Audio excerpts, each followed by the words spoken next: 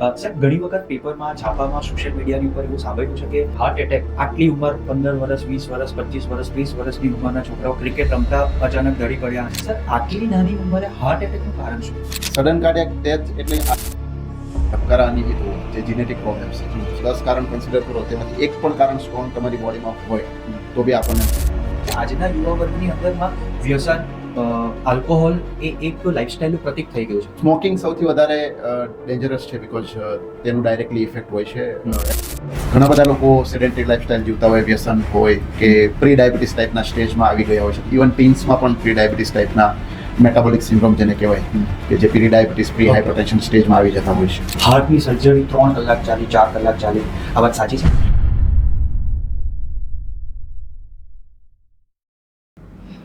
સુરતીઝના આ પોડકાસ્ટની અંદર આજે આપણી સાથે છે ડૉક્ટર સંજયભાઈ વાઘાણી. સંજયભાઈ વાઘાણીનો મને નથી લાગતું કે મારી ઇન્ટ્રોડક્શનની કોઈ જરૂર હશે. એમની ઉપલબ્ધિ જ એમનું એક ઇન્ટ્રોડક્શન છે. છતાંય હું તમને જણાવીશ કે સુરતના અને સાઉથ ગુજરાતના એક મોટી નામના ધરાવતા કાર્ડિયોલોજિસ્ટ છે. આવનારા દિવસોની અંદરમાં વર્લ્ડ હાઇપરટેન્શન ડે છે, તો એ ઉપલબ્ધિએ એ અનુલક્ષીને આજે સુરતીઝના પોડકાસ્ટની અંદરમાં આજે આપણી સાથે ડૉક્ટર સંજયભાઈ વાઘાણી છે. ડૉક્ટર સાહેબને બહુ બધા એવા સવાલો કરીશું જેથી કરીને આપણને હાર્ટ એટેક, હાર્ટ હાઇપરટેન્શનને લગતા જે પણ કોઈ પ્રશ્નો હોય એ પ્રશ્નોના આપણને સચોટ ઉકેલ મળે. ડૉક્ટર સાહેબ, સુરતીઝના પોડકાસ્ટની અંદરમાં તમારું સ્વાગત છે. ખૂબ ખૂબ આભાર. ડૉક્ટર સાહેબ, આ કાર્ડિયોલોજિસ્ટ કોને કહેવાય? કાર્ડિયો મીન્સ હાર્ટ, બરાબર, લેટિન વર્ડ, અને તેના જે સ્પેશિયાલિસ્ટ એટલે કે હાર્ટના જે સ્પેશિયાલિસ્ટ છે તેને કાર્ડિયોલોજિસ્ટ કહેવાય. બેઝિકલી અમારી ડ્યુટીઝમાં આવે કે 2 ટાઈપના વર્ક અમે કરતા હોઈએ છીએ. સર્વિસીસ કહીએ તો scope of services, non invasive work અને ઇન્વેઝિવ વર્ક. નોન ઇન્વેઝિવ વર્કમાં હાર્ટને લગતા કોઈ પણ પ્રોબ્લેમ્સ, રિસ્ક ફેક્ટર્સનું એનાલિસિસ અને નોન ઇન્વેઝિવ ડાયગ્નોસ્ટિક વર્કઅપ જેમ કે ECG, cardiac consultation, echocardiography, treadmill test, holter monitoring કે ધબકારાનું મેઝરમેન્ટ્સ, આ બધું નોન ઇન્વેઝિવ વર્ક કહેવાય. બરાબર. આ બધું અમારા સ્કોપ ઓફ સર્વિસમાં આવે. અને ઇન્વેઝિવ વર્ક એટલે કે ઇન્ટરવેન્શનલ વર્ક એ બી અમારા સ્કોપ ઓફ સર્વિસીસમાં આવે, જેમાં angiography, angioplasty, pacemaker implantation, balloon mitral valvotomy કે કોઈ પણ વાલમાં જે બલૂન કરવામાં આવે, આ બધા જે ઇન્વેઝિવ એટલે કે બોડી હાર્ટની અંદર જઈને જે કરવામાં આવતા કામ, બરાબર, એ બધા જ અમારા જ્યુરિડિક્શનમાં અથવા તો અમારા સ્કોપ ઓફ સર્વિસમાં આવતા હોય છે. સાહેબ, ઘણી વખત એવું બહુ બધા લોકોને બોલતા સાંભળ્યું છે કે હાર્ટની સર્જરી 3 કલાક ચાલી, 4 કલાક ચાલી, આ વાત સાચી છે?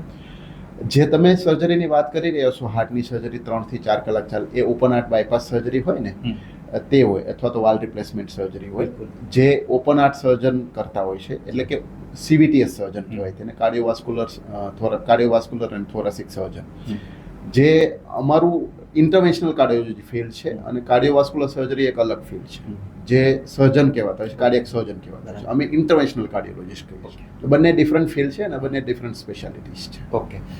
સાહેબ, ઘણી વખત પેપરમાં, છાપામાં, સોશિયલ મીડિયાની ઉપર એવું સાંભળ્યું છે કે આટલી ઉંમર 15 વર્ષ, 20 વર્ષ, 25 વર્ષ, 30 વર્ષની ઉંમરના છોકરાઓ ક્રિકેટ રમતા અચાનક ઢળી પડ્યા અને હાર્ટ એટેકથી એમનું મોત. કોઈ ગરબા રમતા રમતા બેહોશ થઈ ગયા, ખબર પડી હાર્ટ એટેક છે અને પછી એમનું મોત થયું. સર, આટલી નાની ઉંમરે હાર્ટ એટેકનું કારણ શું? જ્યારે ખૂબ જ નાની ઉંમરમાં સડન કાર્ડિયાક ડેથ, અને આપણે હાર્ટ એટેક કરતાં વધારે સારી ટર્મિનોલોજી છે sudden cardiac death. Okay. Sudden cardiac death એટલે હાર્ટનું અચાનક બંધ થઈ જવું અને મૃત્યુ થઈ જવું. બિલકુલ. તેના કારણ તરીકે હાર્ટ એટેક તો ખરું જ, પણ તેની સાથે સાથે ઘણા બધા એવા ડિઝીઝ હોય છે જે હિડન હોય છે અને તે પણ હોય છે. દરેક વખતે હાર્ટ એટેક જ સડન કાર્ડિયાક ડેથનું કારણ હોય એવું જરૂરી નથી. ખૂબ જ નાની ઉંમર એટલે કે 15 કે 20 વર્ષની ઉંમરમાં જે સડન કાર્ડિયાક ડેથ થતા હોય છે, તેમાં બીજા કારણો હોય છે, જેમાં કે હાઇપરટ્રોફિક કાર્ડિયોમાયોપેથિક એટલે હાર્ટની હૃદયની દિવાલ જાડી હોય, ઇલેક્ટ્રિકલ એબનોર્માલિટીઝ એટલે કે ધબકારા અનિયમિત હોવા, જે જીનેટિક પ્રોબ્લેમ્સ છે, આ બધા કારણો પણ સાથે સાથે ભાગ ભજવતા હોય છે. ઘણી વખત અનડાયગ્નોઝ કન્જેનાઇટલ હાર્ટ એનોમલીઝ હોય કે ડાયગ્નોસિસ જ ના થયું, 15 કે 20 વર્ષની ઉંમર સુધી ડાયગ્નોસિસ જ ના થયું. આવા સંજોગોમાં પણ સડન કાર્ડિયક ડેથ થવાના ચાન્સ હોય છે, જે ઇલેક્ટ્રિકલ એબનોર્માલિટીઝ કે ધબકારાના અનિયમિતતાને કારણે થતું હોય છે. આ થયું હાર્ટ એટેક સિવાયના કારણો જેના કારણે સડન કાર્ડિયક ડેથ થતું હોય છે, જે ખૂબ જ નાની ઉંમરમાં આ વધારે કારણભૂત હોય છે. અને હાર્ટ એટેક પણ એક કારણ છે કે જે આજકાલના ટાઈમમાં છેલ્લા 10 વર્ષમાં આપણે ટ્રાન્ઝિશન પીરિયડ જોઈએ તો ઇવન અમે અમારી પ્રેક્ટિસમાં 20 વર્ષના હાર્ટ એટેકવાળા પેશન્ટો પણ જોયા છે કે જેની હાર્ટની બ્લડ સપ્લાયની નસો બંધ થઈ જતી હોય છે. જેના મુખ્યત્વ કારણ તો લાઇફસ્ટાઇલ ડિસઓર્ડર છે, એટલે લાઇફસ્ટાઇલ રિલેટેડ ચેન્જીસ જ છે. આપણું જે અનહેલ્ધી લાઇફસ્ટાઇલ બાળપણથી જીવતા હોય એ છે. ફેમિલી હિસ્ટ્રી ઘણા લોકોને સ્ટ્રોંગ હોય છે કે વારસાગત ઘણા બધા લોકોને ફેમિલીમાં હાર્ટ એટેક આવેલો હોય તો એવા લોકોને પણ હાર્ટ એટેક આવવાના ચાન્સ ઓલમોસ્ટ 10 ટાઈમ્સ વધી જતા હોય છે. ઘણા બધા લોકો સેડેન્ટરી લાઇફસ્ટાઇલ જીવતા હોય, વ્યસન હોય કે ડાયાબિટીસનું પ્રી ડાયાબિટીસ ટાઈપના સ્ટેજમાં આવી ગયા હોય છે. ઇવન ટીન્સમાં પણ ટીનેજર્સમાં પણ પ્રી ડાયાબિટીસ ટાઈપના મેટાબોલિક સિન્ડ્રોમ જેને કહેવાય કે જે પ્રી ડાયાબિટીસ પ્રી હાઇપરટેન્શન સ્ટેજમાં આવી જતા હોય છે. સો આ બધા રિસ્ક ફેક્ટર કલેક્ટિવલી ભેગા થઈને યંગ એજમાં હાર્ટ એટેક માટે કારણભૂત હોય છે.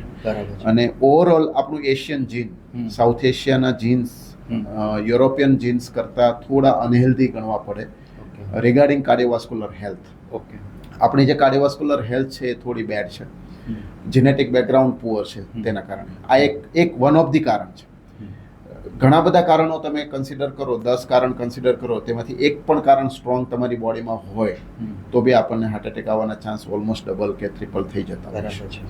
સો યંગ એજમાં હાર્ટ એટેક આવવાના કારણ એક નથી હોતા, મલ્ટીફેક્ટોરિયલ છે. અમારી ભાષામાં તે આ ટાઈપના ડિઝીઝને મલ્ટીફેક્ટોરિયલ ડિઝીઝ કહીએ છીએ. એટલે મલ્ટીફેક્ટોરિયલ હોય, એક અથવા એક કરતાં વધારે કારણો હોય ત્યારે આવું થતું હોય છે. સર, હવે પર્સન્ટેજ વાઇઝ જોવા જઈએ તો કયા કારણને લઈને વધારે હાર્ટ એટેક આવે છે? જો આવી રીતે તમે એને જુદું પાડો કે વધારે રિસ્ક ફેક્ટર, વધારે સ્ટ્રોંગ રિસ્ક ફેક્ટર અને ઓછા સ્ટ્રોંગ રિસ્ક ફેક્ટર, તો વધારે સ્ટ્રોંગ રિસ્ક ફેક્ટરમાં એક તો ડાયાબિટીસ સૌથી સ્ટ્રોંગેસ્ટ છે.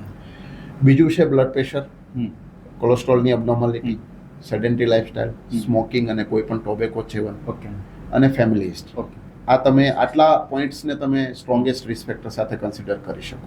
સર, હેબિટ્સની વાત કરીએ તો કઈ કઈ એવી કુટેવો કે હેબિટ્સ છે તેને લઈને પણ હાર્ટ એટેક આવી શકે છે? કારણ કે આજના યુવા વર્ગની અંદરમાં વ્યસન, આલ્કોહોલ એ એક લાઇફસ્ટાઇલનું પ્રતીક થઈ ગયું છે કે જો તમે વ્યસન નથી કરી રહ્યા, સ્મોક નથી કરી રહ્યા in a group of people તો યુ આર આઉટડેટેડ. યસ, તમે એક ગ્રુપની સાથે જોડાઈ શકો એવા સ્ટેટસમાં નથી.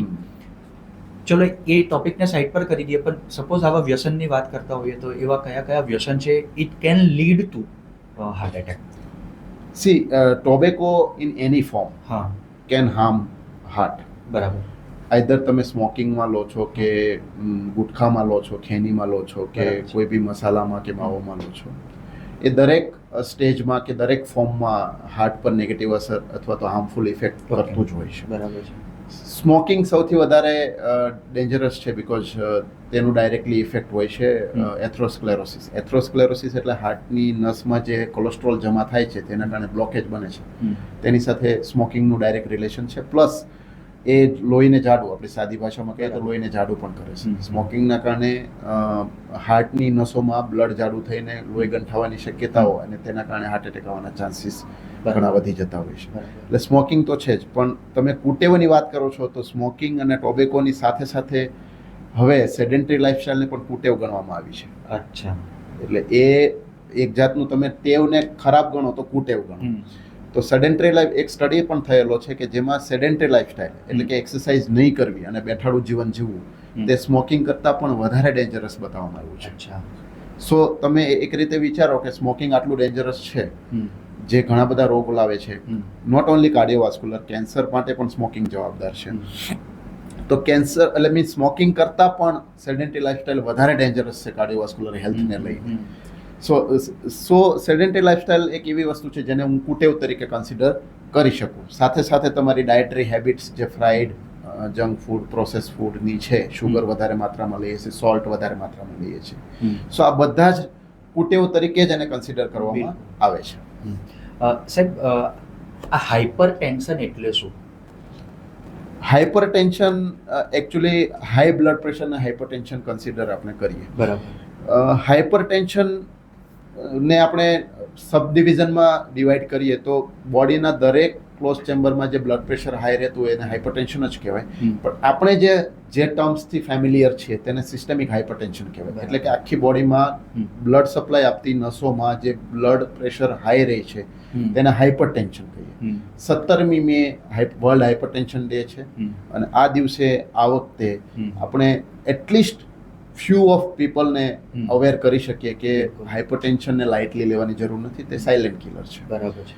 એટલે કે બ્લડની આર્ટરીમાં એટલે કે હમ. બ્લડ સપ્લાય આપતી આર્ટરીઝમાં જે હાઈ પ્રેશર રહે છે હમ. તેને આપણે હાઇપરટેન્શન કન્સિડર બરાબર કરીએ. છે. એટલે સિસ્ટેમિક હાઇપરટેન્શન એટલા માટે કે બોડીના દરેક ઓર્ગનને બ્લડ સપ્લાયની જરૂર પડે છે હમ. અને દરેક ઓર્ગનની બ્લડ સપ્લાય થ્રુ આર્ટરીઝ જતી હોય છે બરાબર છે. અને દરેક આર્ટરીમાં પ્રેશર હાઈ રહેતું હોય એટલે કે એ સિસ્ટેમિક પ્રોબ્લેમ છે. હમ.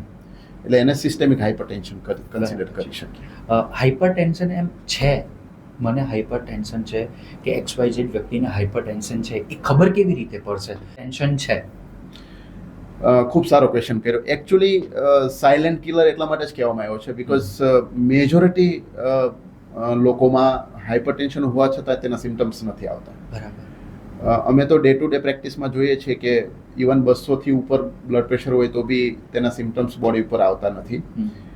રેરલી લોકોને અમુક માઇનર સિમ્ટમ્સ આવતા હોય છે, જેમ કે ચક્કર આવવા, માથું દુખવું, વિઝનમાં પ્રોબ્લેમ થવો, હમ. શ્વાસ ચડવો, આ બધા જે સિમ્ટમ્સ છે બ્લડ પ્રેશરને લઈને એ બધામાં નથી હોતા. હમ. મોટાભાગના લોકોને સિમ્ટમ્સ જ નથી હોતા, એટલે જ તેને સાયલેન્ટ કિલર કહેવામાં આવે છે. બરાબર.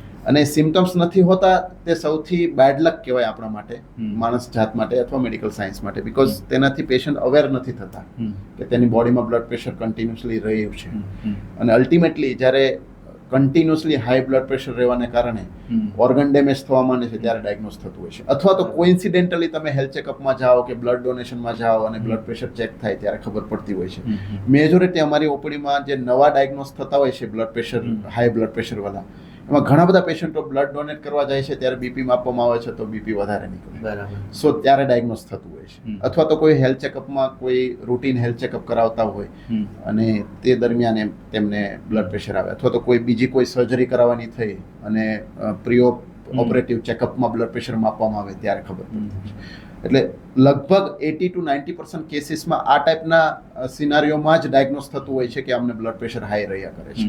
બાકી એમને પોતાને બ્લડ પ્રેશર રિલેટેડ કોઈ સિમ્ટમ્સ હોતા જ નથી. લાંબા સમય સુધી બ્લડ પ્રેશર અગર હાઈ રહી તો એના પછીનો અંત શું? એકચ્યુઅલી બ્લડ પ્રેશર પોતે પ્રોબ્લેમેટિક નથી, પણ બ્લડ પ્રેશરના કારણે જે અંગોને ડેમેજ થઈ રહ્યું છે તે પ્રોબ્લેમેટિક છે. Okay. એટલે કન્ટિન્યુઅસલી સાયલેન્ટલી હાઈ પ્રેશર બોડીમાં રહેતું હોય, હાઈ બ્લડ પ્રેશર રહેતું હોય તો અમુક વાઇટલ ઓર્ગન્સને ખૂબ ખરાબ રીતે ડેમેજ થતું હોય છે અને જે ડેમેજ થાય છે તે પરમેનન્ટ હોય છે. બરાબર. એટલે કે કિડની, હાર્ટ, બ્રેઇન, આ મેઇન 3 ઓર્ગન અને સાથે સાથે આંખને પાછળનો પડદો. અચ્છા. અને ઘણી વખત રેર કેસમાં એકદમ હાઈ બ્લડ પ્રેશર રહેતું હોય વધારે હા. તો જે હૃદયમાંથી આખા બોડીને સપ્લાય આપતી ધોરી નસ હોય છે, જે પોલી પાઇપ હોય છે, હમ. એકદમ ડાયલેટ થાય અથવા ફાટી જાય. Hmm. That is a dangerous situation. Hmm. Hmm. So silently high blood pressure રહેવાને કારણે હાર્ટ ડેમેજ થવા, કિડની ડેમેજ થવા, બ્રેઇનમાં સ્ટ્રોક પેરાલિસિસ થવું, આંખના પડદા પાછળ ડેમેજ થઈ જવું અને અંધાપું આવવું, અથવા તો એઓર્ટિક ડિસેક્શન કે એઓર્ટિક એન્યુરિઝમ, જે મેં કીધું એ પ્રમાણે ધોરી નસ ફૂલી જાય અને ફાટી જાય. હમ. સો આ ટાઈપના જે ડેન્જરસ સિચ્યુએશન છે એ ઇરિવર્સિબલી ડેમેજ કરી જતું હોય છે. પછી તમે બ્લડ પ્રેશર તો કંટ્રોલ કરી લો છો, પણ જે ડેમેજ પરમેનન્ટ થયું છે તે પાછું રિવર્સ ઘણા કેસમાં થતું નથી. એટલા માટે જ પાણી પહેલા પાળ કહેવત કહેવામાં આવી છે કે બ્લડ પ્રેશર એક એવી બીમારી છે કે જેમાં તમારે એ પ્રોબ્લેમેટિક બને તે પહેલાં તેને કંટ્રોલ કરી લેવું જરૂરી હોય છે. સાહેબ, તમારા 2 સવાલ આના પરથી. એક તમે કીધું કે પાણી પહેલાં પાળ બાંધી દેવું, અને બીજો સવાલ કે નસ ફાટી જવી. સૌથી પહેલાં હું સવાલ એ કરીશ કે ઘણા બધાને એવું સાંભળ્યું છે કે એટલું ટેન્શન હતું કે મગજની નસ ફાટી ગઈ, તો it is just because of high blood pressure? Yes, majority of કેસીસમાં જે એકદમ બ્લડ પ્રેશર શૂટ થતું હોય છે અને એકદમ Okay. હાઈ બ્લડ પ્રેશર થાય છે ત્યારે મગજની જે પાતળી નસો હોય હમ. તે ફાટી જતી હોય છે અને બ્રેઇન હેમરેજ થતું હોય છે. ઓકે. એ બહુ રૂટીનલી જોવા મળતો હમ. કિસ્સાઓ છે અને આટલી રૂટીન જોવા મળતો કિસ્સાઓ છે છતાં બી એ અનફોર્ચ્યુનેટલી કહેવું પડે છે કે લોકો અવેર નથી થતા બરાબર. અને બ્લડ પ્રેશરની દવા કાં તો ઇરેગ્યુલર લેતા હોય છે, કાં લેતા નથી હોતા, અને કાં તો એમને કોઈ સિમ્ટમ્સ નથી હોતા એટલે કન્સિડર જ નથી કરતા કે મને બ્લડ પ્રેશરના કારણે કોઈ તકલીફ છે. સર, બીજું કે પાણી પહેલાં પાળ બાંધવાની વાત કરી, તો કેવી રીતના આના હાઇપરટેન્શનને એવોઇડ કરી શકીએ કે જેથી કરીને આજનો જે યુવા વર્ગ છે બધાને બેઝિક સાવધાની રાખે, બેઝિક થોડુંક ધ્યાન રાખે કે જેથી કરીને આનાથી દૂર રહી શકાય? શું કરવું જોઈએ? C world hypertension day 17th મે છે. આના ઉપર હું થોડું સ્ટેટિસ્ટિક્સ વિશે વાત કરું. ઓકે. તો ઇન્ડિયન પોપ્યુલેશનમાં ઓલમોસ્ટ 29.9% પ્રિવેલન્સ છે હાઇપરટેન્શન. ઓહો. સો ટોટલ પોપ્યુલેશનના 29%, મોર દેન 29% લોકોને blood pressure either pre hypertension or systemic hypertension છે. So it has been documented. બરાબર. And it is increasing with age. Suppose તમે 60+ ક્રોસ કરો છો એટલે એ પર્સન્ટેજ ઓલમોસ્ટ 50% જતા રહેશે. ઓકે. અને તમે 70 ક્રોસ કરો છો તો ઓલમોસ્ટ 70-80% સુધી લોકોને બ્લડ પ્રેશર હાઈ રહેતું હોય છે. એટલે એ હ્યુજ પ્રોબ્લેમ છે. અનડાયગ્નોઝ છે, આઇસબર્ગ ફિનોમિના ટાઈપ છે. એટલે કે જેટલા બી બહારથી બ્લડ પ્રેશરના દર્દીઓ દેખાય છે તેના કરતાં ઘણા બધા વધારે અનડાયગ્નોઝ બ્લડ પ્રેશરના દર્દીઓ છે. હવે આવતો અટકાવવા માટે તમારે નાનપણથી એટલે કે ચાઇલ્ડહુડથી તમારી જે હેબિટ્સ છે એ ખાસ મેટર કરે છે. અને તેમાં ખાસ કરીને ડાયટરી હેબિટ્સ. આપણા ઇન્ડિયન સબકન્ટિનેન્ટમાં આપણી ડાયટરી પેટર્નમાં સોલ્ટનું ઇન્ટેક ખૂબ જ વધારે છે. બરાબર. આપણું બોડી જ્યારથી ઇવોલ્વ થયું છે ત્યારથી આપણી કિડનીની કેપેસિટી 4 ગ્રામ પર ડે એટલે કે 24 અવર્સમાં 4 ગ્રામ સોલ્ટને એબ્ઝોર્બ કરવાની છે. અને આપણે જે ડેઇલી સોલ્ટ લઈએ છીએ તે એવરેજ પર્સન બી જે લો સોલ્ટમાં પણ કેટેગરીમાં આવે છે એ લોકો બી 6 ગ્રામથી વધારે લે છે. અચ્છા. સો ઓલમોસ્ટ 100% લોકો 4 ગ્રામને કોઈ સ્ટીક રહ્યું નથી. મોટાભાગના લોકો 4 ગ્રામથી વધારે સોલ્ટ જ લે છે અને બોડી કે કિડનીની કેપેસિટી એટલી એબ્ઝોર્બ કરવાની કે ડાયજેસ્ટ કરવાની નથી. સો સોલ્ટ ઇન્ટેક આપણું ખૂબ જ વધારે છે. અને પ્લસ જ્યારથી આપણું જંક ફૂડ ઇવોલ્વ થયું છે દરેક ફ્રોઝન ફૂડ ગણો કે દરેક કેનવાળા ફૂડ ગણો કે દરેક જે રેડી ટુ ઈટ ફૂડ છે એ બધામાં જ એક્સ્ટ્રા સોલ્ટ હોય છે. તમે રેસ્ટોરન્ટમાં જમવા જાઓ તો દરેક ટેબલ ઉપર એક્સ્ટ્રા સોલ્ટની પેલી હોય છે, સલાડ ડ્રેસિંગ ગણો કે ગમે તે ગણો. So this is all are extra salts. આપણે અથાણું અને પાપડ એ રૂટીન છે કે ડાયટમાં આપણે લેતા જ હોઈએ છીએ. That is also extra salt. That is not necessary salt. આપણે જેટલું નેસેસરી સોલ્ટ બોડીને રિક્વાયરમેન્ટ છે કે જેટલું સોડિયમની રિક્વાયરમેન્ટ બોડીને છે તે તમારું દાળ શાકમાં આવી જતું હોય છે અને ઘણા લોકોને વધારે પડતું પણ નાખતા હોય છે. બાકીનું તમે જેટલું બી એક્સ્ટ્રા લો છો તે એક્સ્ટ્રા સોલ્ટ છે. એટલે કે સોલ્ટ ઇન્ટેક એક એવી વસ્તુ છે કે જેના લીધે બ્લડ પ્રેશરનું ડાયરેક્ટ રિલેશન છે. સેકન્ડ થિંગ ઇઝ તમારું કોઈ બી પ્રોસેસ ફૂડ ગણો કે શુગરી ફૂડ ગણો. પ્રોસેસ ફૂડ એટલે કોઈ પણ નેચરલ ફૂડને તમે પ્રોસેસ કરો, સેમી પ્રોસેસ કરો કે પ્રોસેસ કરો કે અલ્ટ્રા પ્રોસેસ કરો એટલે તમારી તેમાં એમ્પ્ટી કેલરીઝ વધી જાય છે અને પ્લસ તેનું જે વેલ્યુઝ ન્યુટ્રિટિવ વેલ્યુઝ હોય છે ઘટી જતી હોય છે અને ultimately that can convert into the metabolic syndrome. So hypertension એટલે કે blood pressure is a part of metabolic syndrome. So metabolic syndrome એ એક ડિઝીઝ નથી, તે ગ્રુપ ઓફ ડિઝીઝ છે.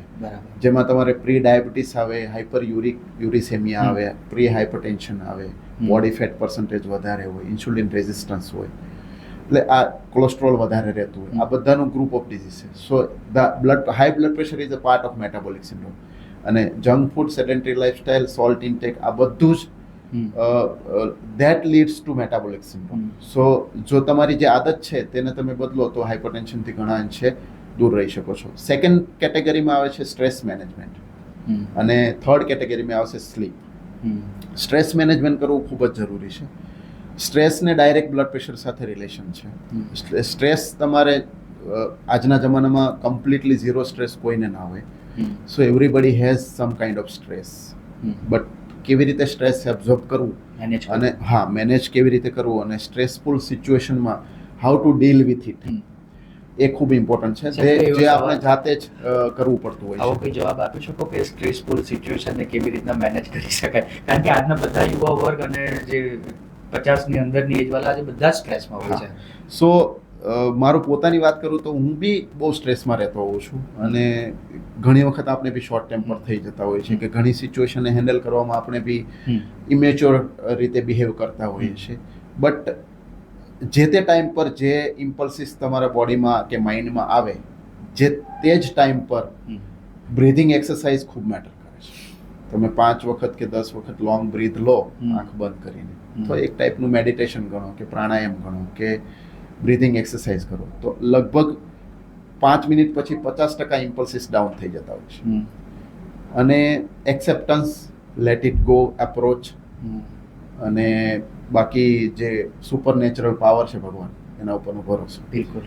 આટલી વસ્તુના લીધે આટલી વસ્તુ કરો યોગા મેડિટેશન, તો that is a part of this all this process. Leaning toward the spirituality, that is also one of the way to deal with her day to day stress. Doctor તરીકે પણ તમે સ્પિરિચ્યુઅલિટીમાં વિશ્વાસ રાખો છો? જો તમે જણાવો છો એટલા માટે. ખરેખર મેડિકલ સાયન્સને સમજતા હો અથવા કોઈ પણ સાયન્સને સમજતા હો, હમ. જે પર્સન રિયલમાં મેડિકલ સાયન્સને સમજતો હશે તે સ્પિરિચ્યુઅલિટીમાં માનતો જ હશે. આઈધર ડોક્ટર હશે કે સાયન્ટિસ્ટ હશે કે એન્જિનિયર હશે કે કોઈ આર્કિટેક્ચરલ એન્જિનિયર હશે કે કોઈ પણ ફિલ્ડમાં હશે, જો રિયલમાં સાયન્સને સમજતો હશે ને, તો સાયન્સમાં અમારી જે મેડિકલ સાયન્સની બુક હોય છે ને, એમાં દરેક પેજ ઉપર એક્સપ્લેનેશન હોય. કોઈ પણ ફિનોમિના થતું હોય બોડીમાં, કોઈ પણ પેથોફિઝિયોલોજી હોય, તો એમાં એક્સપ્લેનેશનમાં અલ્ટિમેટલી એક જગ્યા ઉપર કંઈક આવી જાય કે ઇડિયોપેથિક. આ વર્ડ બહુ કોમનલી મેડિકલ વર્લ્ડમાં કોમન છે. સો ઇડિયોપેથિક મીન્સ જેની ઇટિયોલોજી, જેનું રીઝન આપણને ખબર જ નથી, જેની એક્ઝેક્ટ મિકેનિઝમ આપણને ખબર જ નથી. અને જેટલી વાર ઇડિયોપેથિક વર્ડ મેડિકલ ફિલ્ડમાં દરેક બુકમાં, ટેક્સ્ટ બુકમાં આવે છે, તેટલી વાર સમજવાનું કે કોઈક તો છે જે દોરી સંચાર કરી રહ્યો છે. બરાબર છે. So that is the main of the crux of the story. બરાબર. ક્યારેક એવું સાહેબ બન્યું છે, આઉટ ઓફ બોક્સ ક્વેશ્ચન છે પણ તમે છો એટલે પોતાને નથી રોકી શક્યો, કે અમુક મિરેકલ્સ તમે જોયા હોય કે તમને એવું લાગે કે આ સર્જરી હું ખાલી નામની કરી રહ્યો છું, વિશ્વાસ કરતાં વધારે ઉપરવાલા પર વિશ્વાસ રાખ્યો હોય અને એમાં ચમત્કાર થયો, એવો કોઈ કિસ્સો? એવા કિસ્સાઓ તો આમ રૂટીનલી ઘણા બધા બનતા હોય છે, પણ એક કિસ્સો મને અત્યારે યાદ આવે છે, જેના ઉપર મેં મારી પોતાની સ્ટોરી બી લખેલી છે. જી. તો એક નર્મદાના કાંઠે એક સાધુ હતા, એ અચાનક સાયકલ ચલાવતા આવ્યા મારી પાસે. તો એમને હાર્ટ એટેક આવેલો, 10-15 દિવસ જૂનો હાર્ટ એટેક હતો. બરોડામાં અને ભરૂચમાં 2-3 હોસ્પિટલમાં કન્સલ્ટ કરેલા, પણ એમનું હાર્ટ એટલું ડેમેજ થઈ ચૂકેલું હતું કે જેમાં તમે કોઈ સર્જરી કરો તો સક્સેસફુલ થાય નહીં અને બેનિફિટ બી ના મળે. કે તમે આર્ટરી જે બંધ થઈ ગઈ છે, પણ એ સપ્લાય એરિયા ડેડ થઈ ગયેલો છે, તો તમે સપ્લાય એરિયા ખોલવાથી એ ડેડ પાર્ટ જીવતો થવાનો નથી. આ ટાઈપનું એમનું હાર્ટનું પિક્ચર હતું. બટ મને એમને ફોર્સ કર્યો કે તમે મને એન્જિયોપ્લાસ્ટી કરી આપો. મેં કહ્યું તમારી એન્જિયોપ્લાસ્ટીનો કોઈ બેનિફિટ નથી અને ખૂબ જ રિસ્કી છે, કે ઓન ટેબલ બી તમારું હાર્ટ બંધ થઈ જાય તો તમારું ઓન ટેબલ ડેથ થઈ જશે. સો આ બધું બહુ એક્સેપ્ટેબલ નથી ને મને હિતાવહ નથી લાગતું. સો તમે મેડિસિન ચાલુ રાખો.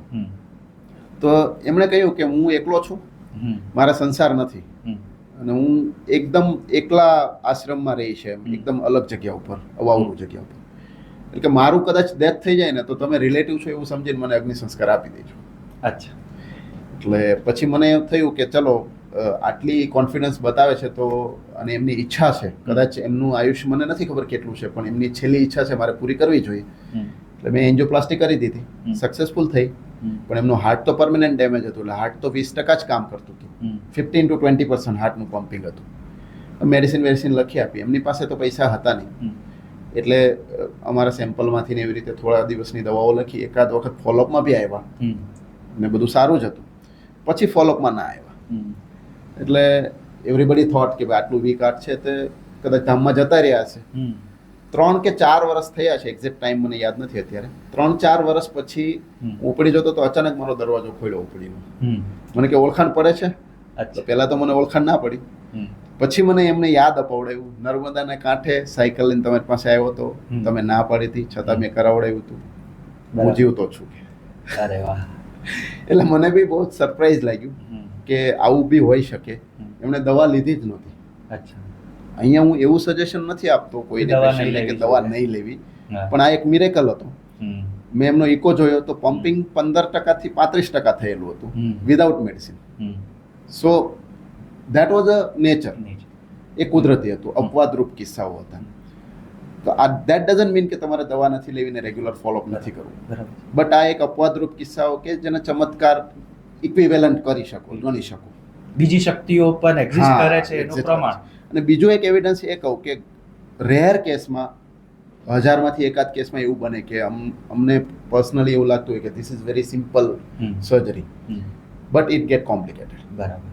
On table. બરાબર. During angioplasty or during surgery it get complicated.